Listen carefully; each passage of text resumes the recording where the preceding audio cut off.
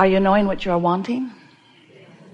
Now, right now, right now, right now, where all of your power is, right now where your ability to focus is, right now where you are, because of what you're thinking, emanating a frequency, an influence, you might say, that law of attraction is responding to. And so everything about this moment in time, or any moment in time, is more powerful than most people realize, because in this moment, by whatever you are thinking, and therefore by whatever you are feeling, you are integrating not just into your world at large, but into all that is at large. In other words, your frequency matters, and it is reflected back to you eventually by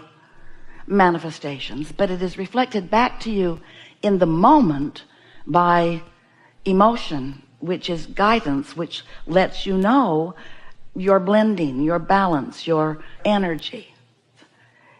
The thing that you most want to be influential about is your own point of attraction, and you have so much control about what comes to you, because you have control about where you give your attention, what you ponder, how long you stay focused here or there. By deliberately choosing the subjects that feel good when you ponder them, so that you focus longer until there is more vibrational momentum, and therefore more power, more connection with source, therefore more leverage, therefore more positive influence. The first thing that you influence is your state of being, your personal point of attraction.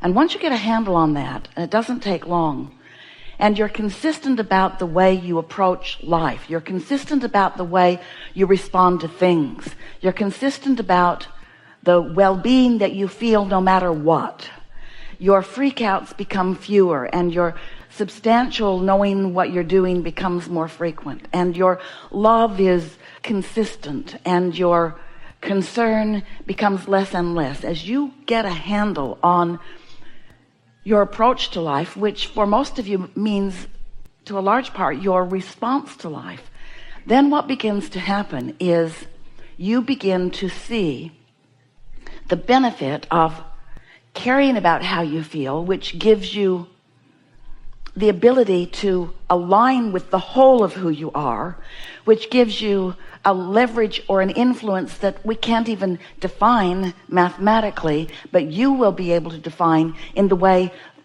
life is unfolding for you, in your relationships, in even the new relationships that you have with so many people that you are encountering on a daily basis. You are so much more than you know here in these physical bodies, and that larger part of you, sometimes you call that part of you your soul. We have been calling it for quite a long time your inner being. That part of you is always flowing with you, while often you may be oblivious to that. But your emotions will help you to know how in sync or not in sync, how aligned or misaligned, how allowing or not allowing, how much you are allowing yourself and your broader self, your inner being, to be integrated in this moment. Your inner being is always flowing to you, but your receptivity of that is really what we want to talk about here today. Just because this well-being is shining to you does not mean you're letting it in. And if you're angry, your anger means you're not. If you're frustrated, your frustration means you're pinching it off too. If you are having one of those moments where you are feeling so much love you can hardly stand it, that means that you are in sync with who you really are. And the coupling of you and you is really what the art of allowing really is. The coupling of you and you is really where your vibrational clarity is. It's where your power is. It's where the influence that you came here to offer is. It's where you become part of the solutions instead of fanning the flames of the problems. It's where you become the you that you've intended when you made the decision to come into this physical body. So you were source energy before you focused into this physical body. And the larger part of you still is that source energy. But here you are, magnificent you. Here you are, living your life, focused upon a lot of things and offering a lot of vibration. And so we don't think there's anything more important for you to understand than how it feels when you offer vibration that is in harmony with the whole of who you are, with the love of who you are, of the well-being of who you are, and how you feel when you're pinching that off. Most of you have been listening to us for a while, yes? And most of you know everything that we just said to you, although we chose a different way of saying it because we wanted your undivided attention. And most of you have a very magnificent platform that you are standing on. And you are in the place where you are deliberate creators and you are living life happily ever after, mostly. But here today, we are really so appreciative of your willingness to play with us, because we know that together we will take thought beyond that which it has been before, that you will discover new insights for yourself. Often it's because of something that someone who is sitting in the hot seat is expressing, or something that we are explaining back to them. Sometimes the insights will come directly to you because of this vibrational atmosphere and because of the momentum that we will accomplish here together today. You will be receptive more than usual, and so ideas will begin flowing to you too. Sometimes it will be an idea of how to contribute here by sitting here. Sometimes it will be an idea that flows to you that is the solution to something that you've been pondering. In other words, this is a wonderful opportunity for becoming a vibrational match to who you really are, which is what we are calling the receiving mode. Here in your physical body, life causes you to explore and to evaluate. That's just who you are. And to consider and to, most important, come to conclusions of your preferences. And that matters so much. Most of you do not give yourself enough credit for the preferences that are born in you. You want to yield to what others think rather than understand the power of your own desires that are coming from your life experience. So when that preference radiates from you, we often call it a rocket of desire, because it shoots out when you're least expecting it, and usually when there is some sort of contrast that really is clarifying for you what you don't want, which also clarifies what you do want. And so this vibration radiates from you while usually you're not able to maintain it because it's not the frequency that you usually hang around in. It's like a little sort of mini quantum leap where the situation has just caused you to know for a moment what you want. And when that rocket of desire radiates, your inner being understands it fully, embraces it fully, becomes it fully, holds the vibrational frequency of it fully and forever for you. Now that rocket, as it emanates, you can't see it or hear it or smell it or taste it or touch it. You can feel it if you're paying attention. But it is a vibrational beginning of a creation that has not evolved enough that you can actually see it or hear it or smell it or taste it or touch it, while you may very well know it. So we've been wanting to create a scenario where you can accept the reality and the importance of that desire that is coming forth from you, and how it is received by your inner being, and by the focus of your inner being, held in a vibrational, you could call it a holding place, you could call it a gestation place, you could call it a place of well-being. We've been calling it your vortex. It's this non-place but state of being where all of your desires are vibrational and real, and because of the attention of your inner being, continuing to evolve, not so different from the gestation of the baby in the womb.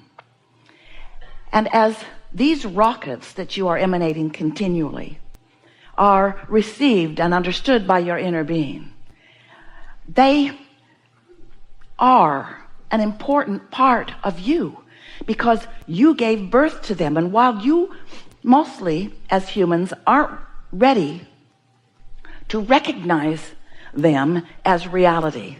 They are. In fact, this vortex is a reality that is more real than any reality that you have allowed yourself to manifest. So today we want to talk not only about how this vibrational reality, how robust it is, and how full of so many things that you care about are, but how you go about, by your deliberate and intentional focus, by utilizing your guidance system, how you go about turning those thoughts to things, witnessing the evolution, the never-ending evolution. Just like a lot of life happened before you actually launched that rocket, a lot of that rocket of desire, a lot of that becoming is going to become before it is obvious to you that it is becoming. But you could, if you knew what you were doing, you could observe it in its earlier stages, and you could enjoy it in all of its becoming before it bursts out into the manifested scene. And this is what we want so much for you to understand, because the majority of your life is about that part of it. You say, I want this, and then you often remain in a state of dissatisfaction until you see it. And your attitude is, I'll believe that when I see it. And we want you to come to know you've got to believe it before you see it. And the more you believe in it, because you're basing it on a different criteria than its full manifestation, you can see plenty of full manifestations by looking around at what is already created.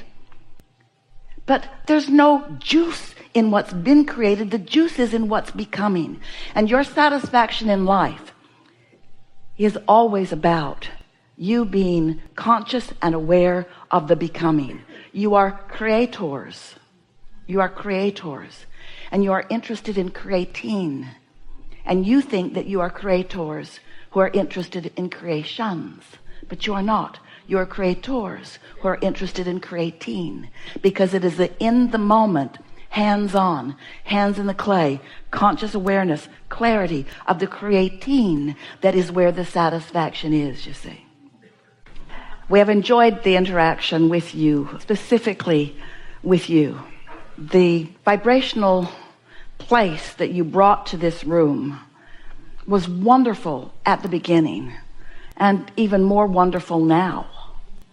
Lots of shifting, lots of understanding, lots of clarity, and lots of influence, not just from our words to you, not just from our vibration interpreted by Esther into words for you, but your relationship with your own inner being, and your softening of resistance, and your allowing of vibration to rise, which allowed the clarity that you felt, and you know what we're talking about. So there's really nothing serious going on. You are creators here to create. And you're not here as problem solvers. You're here as solution discoverers. But one comes before the other. You're not here as fixers of broken things. You're here as discoverers of new things. And sometimes you just don't look for the new thing until the old thing feels broken to you. It doesn't have to be broken for you to evolve, but it doesn't hurt that it sometimes is. So your life experience is showing you all kinds of wonderful things. You're right on track. Everything is unfolding so well. Be easy about it. And trust this, that your inner being knows you, knows everything about you, knows every desire, knows every regret. Your inner being does not focus upon the regret part of your regret. Your inner being focuses upon what you're asking for as a result of it. And so you have such attention and such appreciation and such, there's no other word for it other than power, backing you, rooting for you, and loving with you, in absence of any judgment, in absence of any forgiveness. Your inner being will never forgive you, because your inner being has never evaluated you as inappropriate to begin with. And when you let that go, and you let the love that Source has for you flow through you, well, then you're just going to live happily ever after. There is great love here.